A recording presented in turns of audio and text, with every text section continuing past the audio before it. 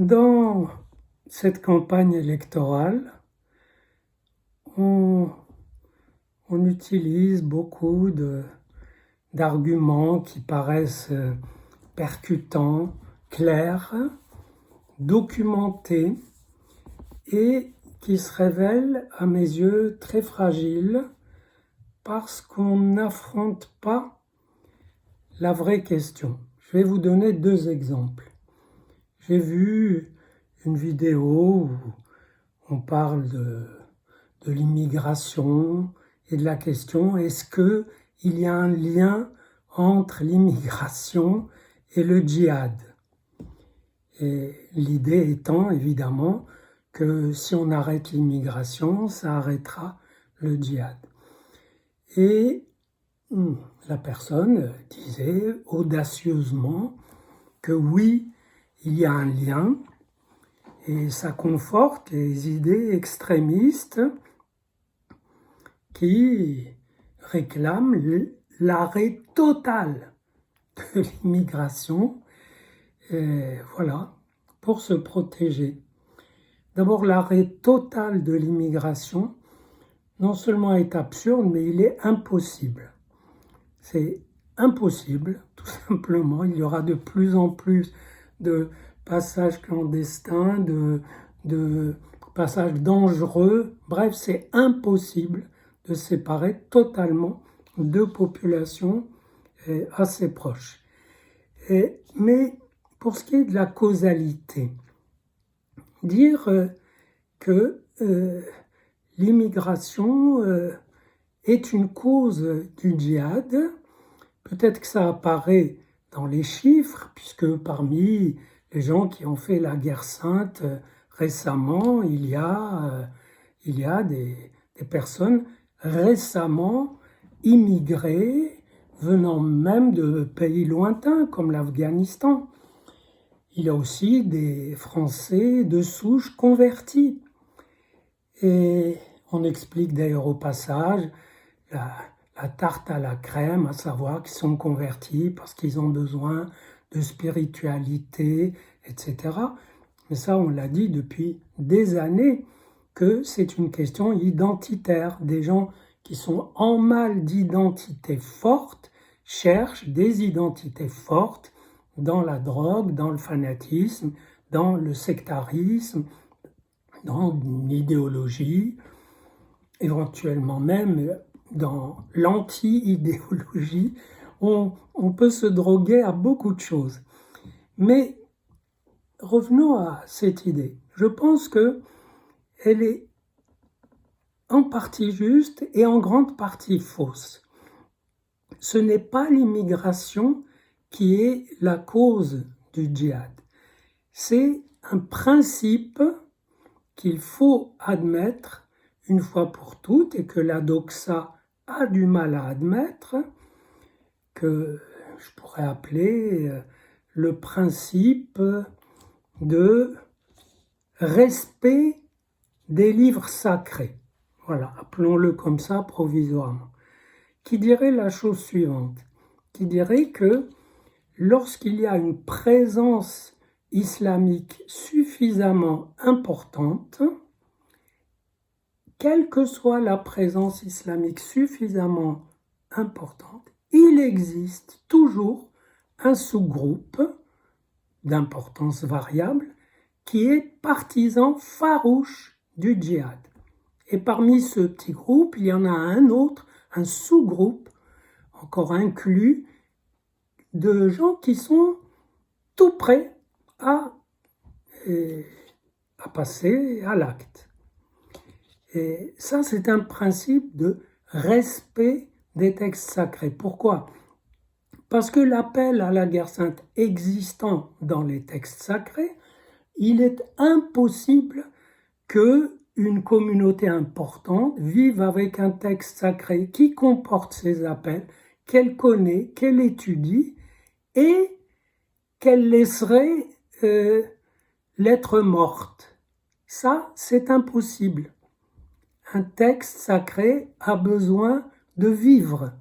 Même la Bible demande certaines choses qui ne sont pas la guerre sainte, loin de là, mais qui sont des petits commandements, et bien certains, ils se trouvent toujours certains pour tenter de les accomplir. Sinon, c'est lettre morte et un peuple, une communauté ne peut pas rester avec un texte sacré qui est une lettre morte. Voilà. Donc, ce n'est pas l'immigration qui est la cause, c'est qu'il y a une présence musulmane assez importante avec ce sous-groupe de partisans du djihad et le petit sous-groupe de gens qui sont carrément prêts à agir. Ça veut dire quoi? Ça veut dire que ce n'est pas... Bien sûr, cette présence s'est constituée avec l'immigration, mais si on arrête complètement l'immigration, ça n'arrêtera pas le principe de respect, de vénération des textes sacrés. Et donc, ça ne changera pas grand-chose. Et si on se rabat sur l'immigration en disant c'est l'immigration qui est responsable, c'est un petit peu hypocrite pour ne pas affronter la question qui est quand il y a une communauté qui révère un texte qui appelle au djihad, même si elle-même ne veut pas passer à l'acte, ne veut pas le djihad, parce que ça ferait du désordre, du dérangement, et qu'elle se trouve plutôt bien, eh bien, il y aura toujours du djihad. Tant que on ne fait pas un travail pour que ce principe, pour que le principe d'attaquer autrui parce que c'est un insoumis, c'est un mécréant, pour que ce principe ne soit pas totalement remis en question et ce n'est pas en le cachant qu'on peut y arriver. Du coup, il y a d'autres questions du genre oui, il faudrait demander aux musulmans, leur poser la question claire et nette, qu'est-ce qu'ils préfèrent, le Coran ou la loi de la République.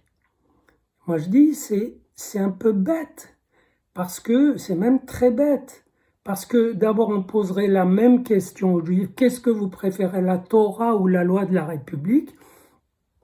Même s'ils lisent pas la Torah, beaucoup diront la Torah. Et pourtant, ils sont des éléments actifs et féconds de la République. Donc, ils font les deux. Mais ils diraient la Torah par respect et entre nous, parce que le texte de la Torah est nettement plus intéressant que celui des lois et anciennes ou récentes. Donc on poserait la question aux musulmans, ils diraient logiquement le Coran. Et pourtant ils font les deux. Ils révèrent le Coran quand c'est le cas. Beaucoup s'en éloignent, mais ils révèrent le Coran et ils sont actifs dans la République. Et j'avais écrit autrefois un livre dont je me suis servi, que beaucoup d'autres dont beaucoup d'autres se sont inspirés sans toujours le citer. Ce livre s'appelle Entre-deux. Et il dit que nous sommes tous des entre-deux, c'est-à-dire on est tous, chacun avec ses origines et sa pratique actuelle. En l'occurrence, les musulmans avec le Coran et leur existence concrète ici. Idem pour les juifs, la Torah, la tradition, pas forcément la religion, et leur existence. Et on passe son temps à jouer dans cet entre-deux. C'est un espace de jeu. Une identité, ça n'est pas un cadre, ça n'est pas une définition. Alors dites-nous, quelle est votre identité? Ça, c'est idiot, c'est binaire.